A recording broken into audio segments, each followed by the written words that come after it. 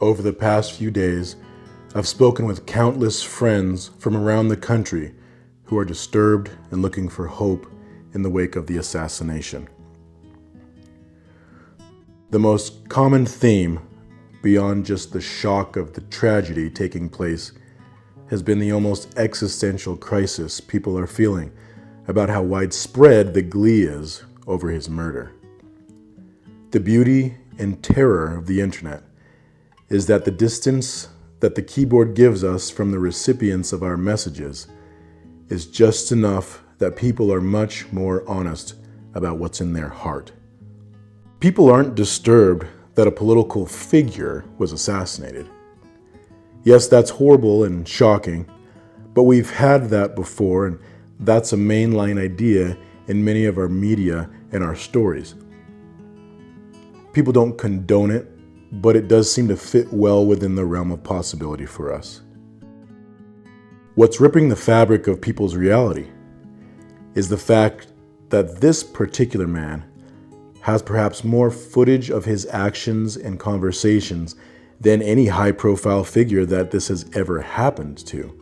His life since he was a very young man has been on full display.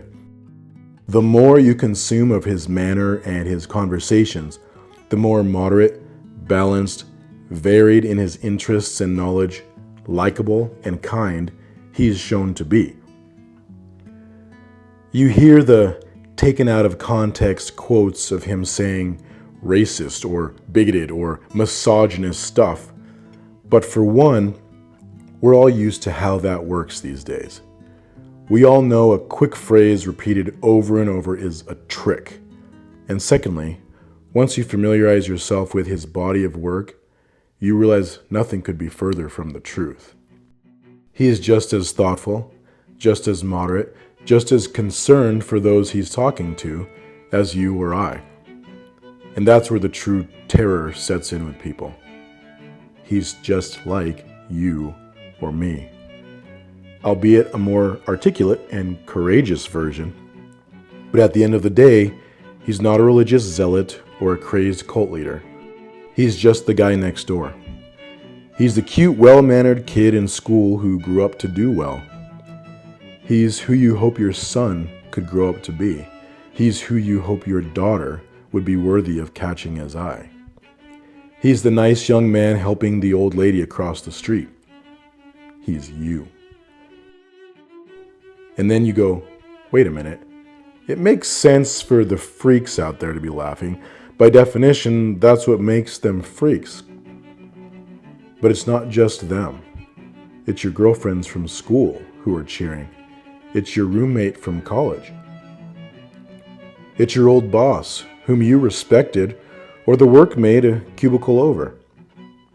It's tons of seemingly everyday, middle-of-the-road people themselves who've just exposed themselves as being happy, and happy enough to proudly display their glee to the world. Sure, you can be happy about Osama bin Laden's death or some universally established villain. But this guy? Charlie Kirk? Charlie Kirk is a Boy Scout. He's a choir boy. He's me. Actually, a more wholesome and admirable version of me. Then the thought hits people like a brick. Wait, if you're giddy about him, not passing in his sleep, but being brutally murdered, would you be happy about my murder? That's the question people find themselves confronted with this week. If you're doing gymnastics to justify why he needed to die, how much easier would you justify my death? And it's not like one or two rando friends who you knew went off the deep end a long time ago, but just never brought yourself to press the unfriend button. It's a lot of people. And of all walks of life, who cared enough to write a diatribe about why they are glad someone got brutally murdered and why he had it coming or why it was necessary. And that murder victim is just like you. And if they'll do it to him, they'll gladly do it to me. And at least he's high profile, so justice may actually still be served. But for me, if my neighbors in their heart, which they've now exposed online, feel this way about him, they'll not mourn me either. They'll simply tell the investigators that when they're done cleaning up the mess, they'd like to get first dibs on the lawnmower in the garage. This is a wake-up call for so many of how truly broken things are. That our nation can't mourn the passing of anybody anymore, great or small, because the allegiances of our nation are so fractured. You'll never get more than a handful of people to agree on anything. And our default, when someone doesn't agree wholeheartedly with us, is utter hatred. So the majority of people, no matter what the idea or who the person is, hate them. And that hatred is always rooted in rebellious self-worship and cowardice. The religion of our land truly is self-worship. That's why you can't get anyone to agree on anything anymore. There's no denying it. We don't try to hide it. Our entire language is permeated by phrases like self-care. We measure all our great contests by figuring out voting blocks by sex and other demographics, taking for granted the fact that people will and should disregard the needs of others for the sake of securing their own position above all else. We are obsessed with representation, and not for the sake of exposing others to great new alternative ways of viewing humanity, but because the individual is expected to have utterly no interest for anybody else unless they look exactly like they do.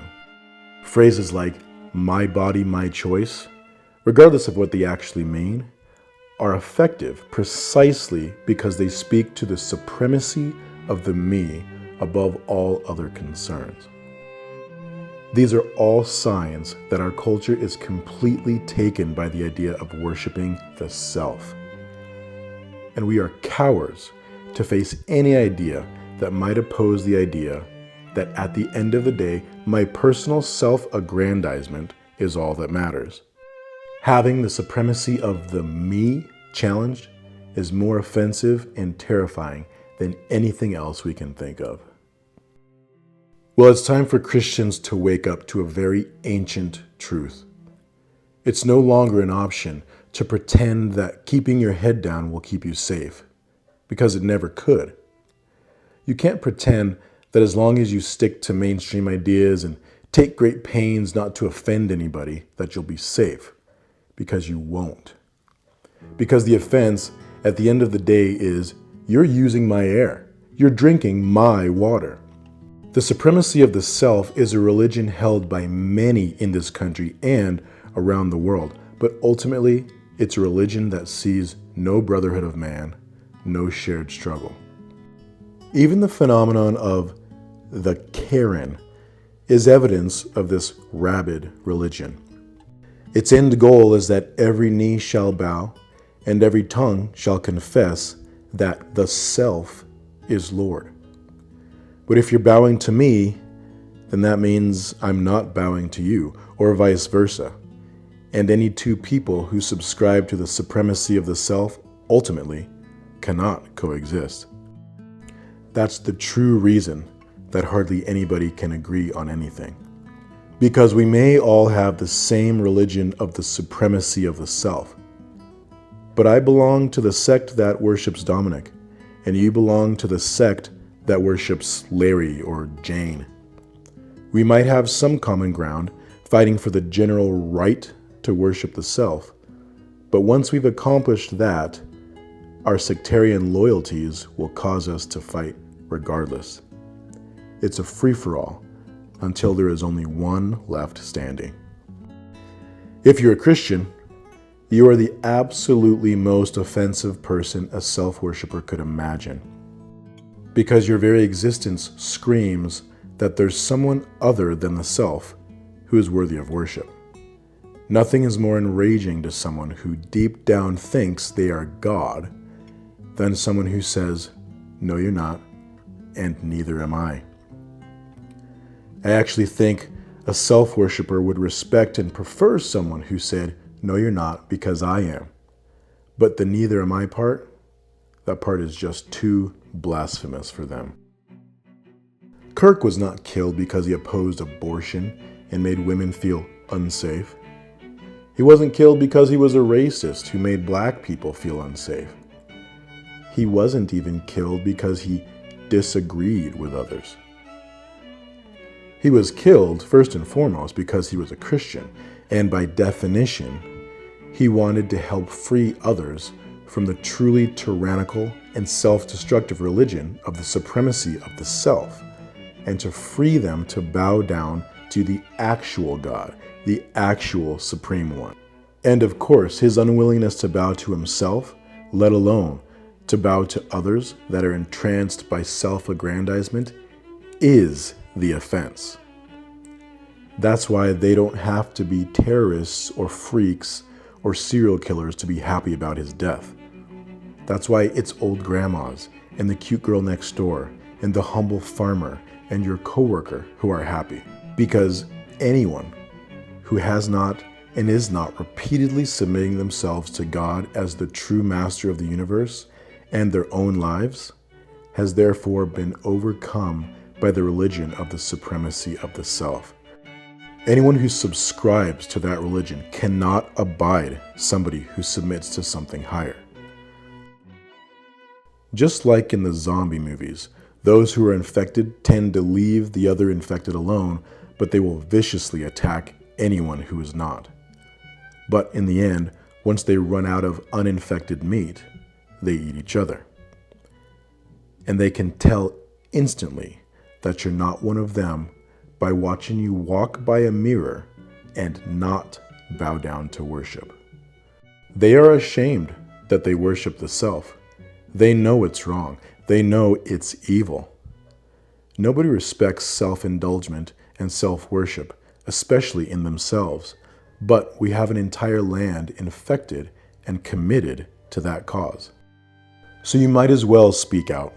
You might as well stand up. You might as well bow at the feet of Christ, because pretending that you can hide in plain sight is a delusion. Unless you're found worshiping the mirror, you're a target anyway. The HOA president that everyone can't stand, the supremacy of the self. The feminist railing on about being oppressed by the patriarchy via the iPhone that daddy bought her, the supremacy of the self.